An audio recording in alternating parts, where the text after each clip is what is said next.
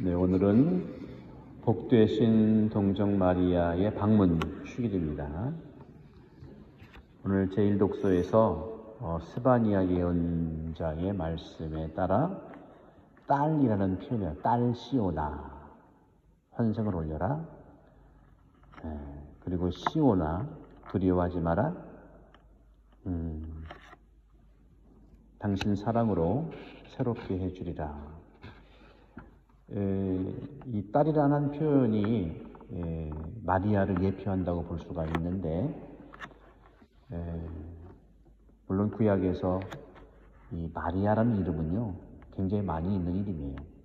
우리가 영희, 철수, 영희 이름이 많았잖아요, 그죠? 저도 우리 여성분들 이름을 들으면 나이가 나와. 그때의 이름 짓는 패턴들이, 유형들이 있거든요. 그죠? 그래서 이름을 들으면, 이분이 몇 살이구나, 감을 잡을 수가 있는데, 마리아도 이스라엘에서는 흔한 이름 중에 하나예요. 그럼 마리아가 어떤 뜻일까, 이름이? 이따 성모의 밤 때 말씀드릴 거예요.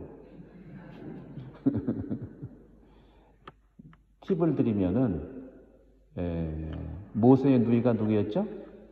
이름이 모세, 이렇게 누나 있잖아요, 누이. 그렇죠. 누가 미리 아셨네.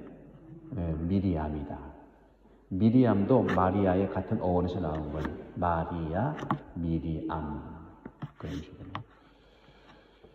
오늘 복음은 여러분들 잘 아시는 내용인데, 저는 간단하게 두 가지만 말씀드릴게요. 오늘 엘리사벳을 찾아갑니다. 누가 찾아가죠? 마리아가 찾아가요. 마리아는 처녀예요. 처녀. 그리고 엘리사벳은 안처녀예요. 안처녀. 나이도 어마어마하게 많고 차이가 나. 그죠? 지가리아도 나이도 많고 엘리사벳도 많고 그런데 대화가 돼요. 이걸 우리는 복음서에서 주님이 말씀하시는 거예요. 우리가 나이가 차이가 있다. 무슨 여기 외집 사람이다, 내 집 사람이다, 이렇다 저렇다. 우리는 그런 부분들에서 걸림돌들을 만드는데, 믿는 사람은 그러면 안 돼요. 믿는 사람은 그러면 안 된다. 하느님이 축복을 주시는 이유가 그런 거거든요. 그죠? 우리 한국 천주교 어떻게 해서 생겼는데요. 양반이다, 상놈이다, 남자가 여자 귀천 없이 모두가 하느님 안에 사랑받는 사람이라고 하는데, 오늘날도 이렇게 오게 되면은 그런 구별은 할 수 있지만 차별까지는 하면 안 되겠다 하는 말씀 드리고 싶어요. 믿는 사람은 그러면 안 돼요. 특히 성령을 받는 사람은 그러면 안 돼요. 특히 매일 미사 나오시는 분은 안 그러시더라고. 매일 미사 나오시는 분은. 나이가 많든 나이가 적든 그건 존중받아야 일이지만, 성령을 받은 사람들은요 서로 방문도 해요. 마리아가 처녀인데 어떻게 해서 아기가 생겼어요? 그죠? 오늘 성모의 밤에 우리 읽을 복음 내용이 바로 직전 복음 내용이고, 또 5월에 첫 승신미사 내용을 이제 말씀드릴 건데, 여러분 한번 생각해 보시면, 처녀인데 애를 가졌어. 어떻게 해야 돼? 동병상련이란 말이 있죠? 그 나이 많은데도 아이를 가진 친척 엘리사벳을 오늘 보세요. 마리아는 길을 떠나 서둘러 유다 산악지방에 있는 한 거울로 갔다. 산 넘고 강 넘고 이 여정들, 아마 고난면에서 저기 내리까지 갔을 거예요. 아마. 산 넘고 길 넘고. 왜? 동병상련이고, 나는 처녀이기 때문에, 처녀가 애 갖는 것도 참 이건 어려운 일이죠. 그죠? 근데 나이 든 사람이 애 갖는 건 쉬운 일이야? 다 어려운 사람끼리 서로 동병상련으로 대화가 가능한 거예요. 그러니 우리 영적으로 어렵다는 것은 모두에게 대화가 가능한 은총을 받은 거다 하는 말씀을 드리고 싶어요. 우리는 외적인 그런 처지들 이해는 하지만 같은 마음으로 대화하고 또 함께 머물고 또 칭찬하고 또 축복하고 그런 거죠. 그래서 우리 믿는 분들은요, 입에서 성령 받은 사람들은 충조평판이 아니라 충고하고 조언하고 평가하고 판단하는 게 아니라 저도 안 하거든요. 저도 사제인데 신학생들한테도요, 반성문 한 번도 쓰게 하지 않았어요. 반성문 써가지고 변화되지가 않습니다. 그러나 우리 공동체에서도 마찬가지예요. 공동체는 더 그렇죠. 아니, 신학생들도, 신부가 된 신학생들도 반성문 쓰는 자체가 반성문 내용보다 반성문 썼다는 이 가슴이 얼마나 상처가 되는데, 우리 교우들은 더 그래요. 산전수전 공방전 겪어가지고 더 단단할 수도 있겠지만, 성당에 특히 오는 매일 미사 오고 우리가 정말 단체에 또 봉사한다는 사람들은요, 말이 부드러워야 돼요. 예수님이 그렇거든요. 딴 게 아니에요. 그래서 오늘 저는 한 가지만 더 말씀을 드리면, 한 가지는 나이와 세대와 상관없이 믿는 사람들은, 성령을 가득히 받은 사람들은 대화가 가능하다. 그 대화가 뭐예요? 축복하고 또 칭찬하고 또 자기 마음을 드러내고 하는 거예요. 그런데 오늘 이 엘리사벳 역시 경험이 많은 분이라 참 너무 칭찬을 너무 잘해요. 위로해 주는 거예요, 어머니. 네. 어머니처럼. 오늘 45절에, 1장 45절에 행복하십니다. 주님께서 하신 말씀이 이루어지리라고 믿으신 분. 얼마나 칭찬해요. 그러니까 성모님의 행복을 알아차리는 거예요. 그래서 성모님의 행복은요, 여러분들이 성모님의 행복이 내 행복이 되기 위해서는 성모님처럼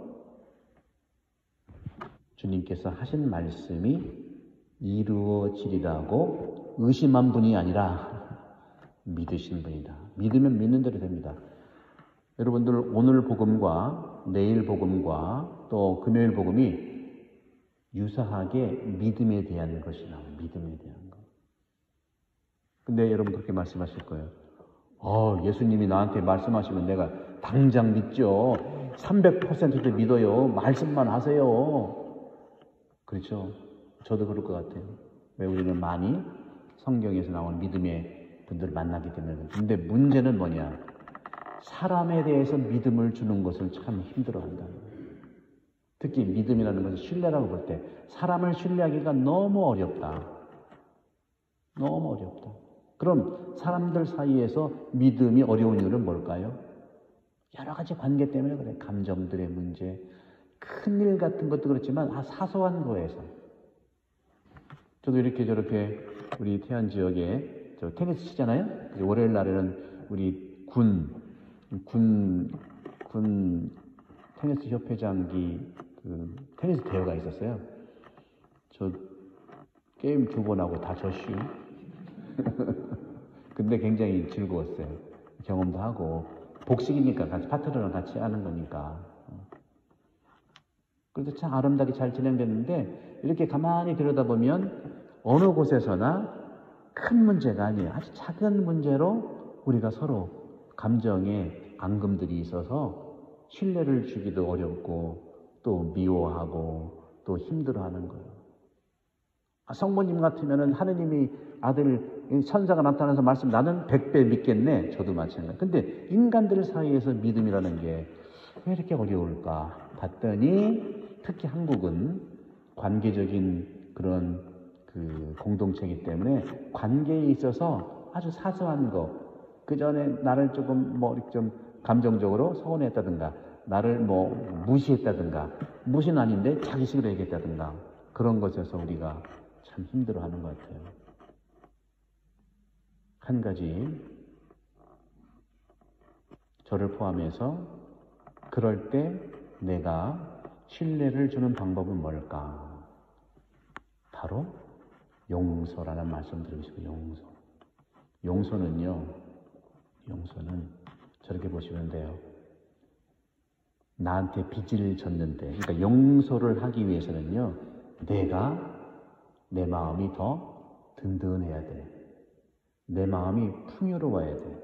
대개 보면은 마음이 여러 가지로 복잡하고 힘들고 그러면 말도 함부로 나가고요. 아주 그런 점에서는 어려움이 있는 것 같아요. 그런 점에서 용서는요, 첫 번째로 나를 위해서 해야 된다. 나를 위해서 해야 된다. 그러기 위해서는 용서하기 위해서 내 마음이 든든하려면 내가 나를 사랑해야 돼. 이거 이기주의로 살아가는 게 아니에요. 내가 나를 사랑해서 내 마음이 든든해지면 상대방의 관계에서 이 신뢰가 가고 오는 것이 힘들 때가 있잖아요. 그죠? 저 사람은 나한테 어떻게 했는데 내 사람 용서해 못해. 앞으로 안 봐. 내 눈에 흙이 들어가기 전에는 안 봐. 이렇게 될 수 있잖아요. 그것은 말보다는 마음이 상했다는 뜻이잖아요. 그래서 우리는 그런 일이 있을 때 용서라고 하는 것이 뭐냐? 첫 번째는 나를 사랑하기 위해서 한 거고, 두 번째는 나한테 함부로 했던 그분에 대해서 그분이 나한테 진 빚을 탕감해 주는 거예요. 빚으로 생각하시면 돼요. 복음서에 늘 나오잖아요. 수많은 데나리온 빚진 사람을 임금이 용서해 줬더니 자기한테 아주 조그만 돈 빚진 거 함부로 했잖아요. 그런 것처럼 복음은 어느 지식이 아니라 그런 차원에서 내가 신뢰를 준다고 하는 것은 상대방이 나한테 섭섭하게 하고 소위 잘못했을 때 나를 사랑하기 위해서 그렇고, 두 번째로는 나한테 진 빚을 내가 탕감해 주는 것이 아닐까. 이것이 바로 주님께서 우리에게 주신 믿음, 행복을 찾아가는 길이라고 말씀드리고 싶고, 오늘 밤에 또 만나겠습니다.